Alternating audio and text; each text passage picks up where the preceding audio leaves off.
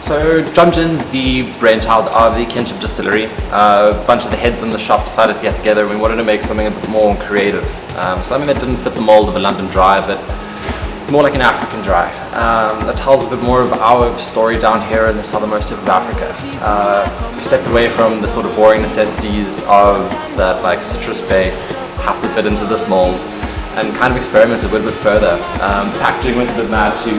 We decided to go for a beautiful sort of like packaging on the outside. It's not actually a label, it's not a sticker, but instead tells a story in sort of a gift wrap and a packaging.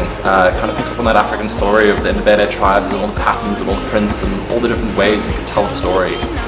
It's a lot more creative than you would find most of your London dries, and this is our African dry. The recipe inside of it is filled with sort of African botanicals. Started in the old history with juniper, you have to have it in order to make a gin.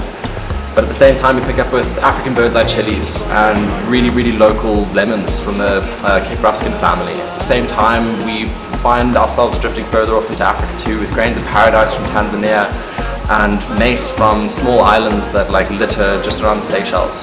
At the same time, when it all comes back together, it's distilled perfectly and we end up with 43% base spirit that's just filled with flavor and filled with an incredibly rounded, soft palate. Drinking it neat, you're going to pick up lots of citrus in the beginning.